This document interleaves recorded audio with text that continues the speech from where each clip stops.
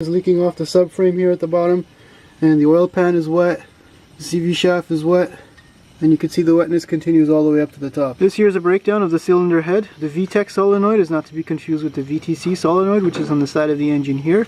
The gasket we're replacing is this one here, number 5. There's also this little O-ring here that goes to the oil pressure sensor. So here we are underneath the car. This here is your oil filter, and that's the vtec solenoid. The gasket is behind there with these 3 10mm bolts. I'm going to remove this oil filter to get it out of the way. Just be prepared for any spills from the oil filter with the pan underneath. And there's the oil filter, it's off. Whoa, that's a lot of oil.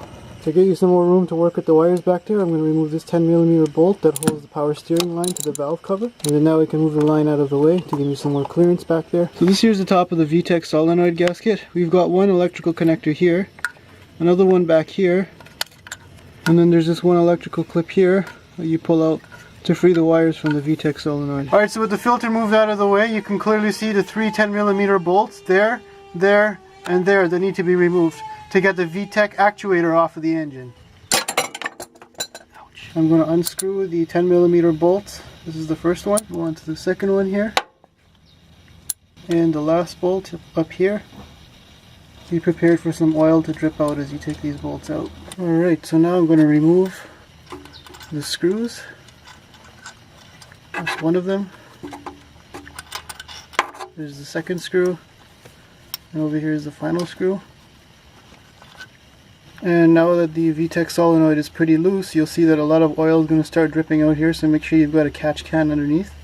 And I'm going to go remove it from the top. Alright, so with all the bolts removed, I'm just going to reach in and remove the vtec solenoid from the engine block and take it off the car. Alright, so this here is where the vtec solenoid sits in the gasket. We're going to clean that area nice and well with a rag, clean rag. Use some brake cleaner and clean this entire area from oil.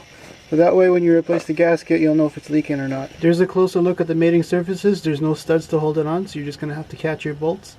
Make sure you clean the surface thoroughly. Now this here is your vtec solenoid. It's responsible for activating the vtec on your car to make it go much faster. And if you're getting an engine code for this, you might as well replace the whole unit. One of the common problems is this filter gets clogged and this gasket starts leaking on these 2.4 liter Honda engines. So I'm going to replace this gasket and strainer. That's the part number for the new gasket and strainer from Honda. There's also an O-ring under the oil pressure sensor that leaks sometimes. There's a 22mm socket you got to use to remove it. In my case, it's not leaking. And this is what that O-ring looks like. And this is the part number here. So now I'm just going to use a little bit of brake cleaner to clean up this solenoid. And use a rag and wipe away all of the oil residue. I'm just going to use a little screwdriver here. Pry up on the gasket. And this gasket is all brittle. That's the old gasket right there. Now I'm going to take my brake cleaner and clean the mating surfaces with a clean rag. Make sure it's nice and clean. You don't want any contaminants on the gasket surface. So now that the mating surface is nice and dry, I'm just going to replace the gasket on there and make sure it fits nice and snug. So now with the new gasket, I'm going to replace the vtec solenoid onto the engine block. Just put it into place there. And once the vtec solenoid is in place, I can go ahead and catch the 3 10mm bolts. And then using a torque wrench, we're going to torque it down to 104 inch-pounds.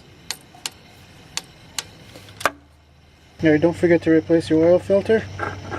Too bad it's not time for an oil change yet. And then back over here at the top, we're going to plug in your electrical connector. One over here on this side for the oil pressure switch. And one over here for the actual solenoid. And then secure the connection over here. And as you can see, I've lost a little bit of oil in the process. So I'm just going to add a little bit of engine oil to top it off. Next we're going to start the car and let it run. And then we're going to check underneath the engine near the vtec solenoid for any leaks. Finally, after test driving the vehicle, we're going to double check the oil level and underneath the car for leaks.